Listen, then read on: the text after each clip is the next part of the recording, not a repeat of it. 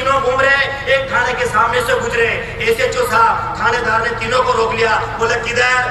बोले हम तीनों राष्ट्रीय कवि है। तो थानेदार ने कहा कि राष्ट्रीय कवि तो क्या छाती पे चढ़ोगे क्या?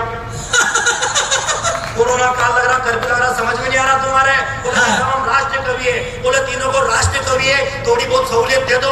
बोले काम करो, मैं तीनों से एक प्रश्न पूछूंगा, जिसने सही जवाब दिया उसको छोड़ दूंगा, जिसने गलत जवाब दिया उसको अंदर कर लूंगा। अब ओमकार शर्मा की किस्मत देखना, को खड़ा किया। सबसे पहले काम था मार्कन का नंबर आया। बोले तो पहले मराया है, इससे आसान पूछो। बोले एप्पल की स्पेलिंग बोलो। बोले APPLE एप्पल मिस एप्पल। बोले सही जवाब। जाओ, मेरा नंबर आया। बोले डॉग की स्पेलिंग बोलो। बोले DOG डॉग मिस कुत्ता।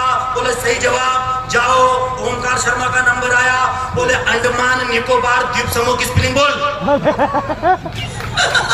दिमाग खराब हो गया। बोले तो राष्ट्रीय कवि हूँ, दोबारा प्रतियोगिता लो। खाने पीने की व्यवस्था रखी है, मंच पे पहले खिलाते थे तो बहुत अच्छा रहता, लेकिन कभी भी मांग रहे तो कभी भी मनाने करे तो लाएंगे सही। बोले दोबारा प्रतियोगिता लो, ऐसे नहीं चलेगा। तीनों को फिर खड़ा किया, फिर इनकी किस्मत देखना। कामता माकन से पूछा अपना देश आजाद कब हुआ था? बोले 1947 में। बोले सही जवाब। जाइए, मेरा नंबर आया।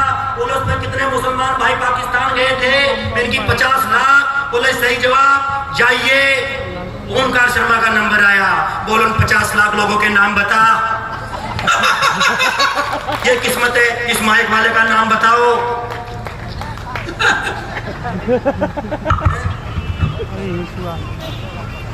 हाथ में लगा तो ये गिर रहा भाई साहब, उसको ठीक करो आप। माइक भी आपसे मजाक कर रहा है। लोन नहीं ले रहा मेरा ना भैया। राजस्थान नीचे खेलो। ये तो स्थिति होगी साहब कवियों की। ताली बजा रहे बेचारे कितने सीधे लोग हैं, लेकिन प्रीति पांडे हमारे बीच में। मृणाल भैया को सुनने के लिए आप सब लोग ललायित होंगे। हम कवि भी साहब उनको सुनना चाहते हैं। प्रीति पांडे देश की बहुत बड़ी कवित्री है, कई देशों में काव्य पाठ किया इसने। ये ऐसे ऐसे देशों में गई है जो देश अभी तक बने ही नहीं।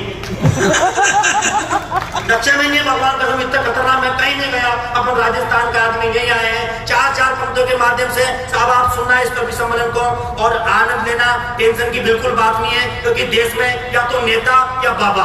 आप टीवी लगा के देखो तो नेता या बाबा दोनों की खबर साहब पूरे देश भर में चलती है। बाबाओं की भी इतनी खतरनाक खबर आ रही, बाबा अदालतों तक पहुंच गए, जेलों तक पहुंच गए। तो एक बाबा अदालत में पहुंचा तो जज साहब देख करके सन्न हो गए। बोले बाबा आप तो कथा करते थे, प्रवचन करते थे, भागवत करते थे, आखिर आप जेल में क्यों आए? तो 3 पंक्तियां तो जज साहब ने पूछी, बाबा ने एक ही पंक्ति में फाइल निपटा दी। जज साहब ने कहा कि देश के ये बाबा कैसे दुष्ट कांड में फंसे, ऐसे फंसने की तो गारंटी थी, हर बाबा की वारंटी थी।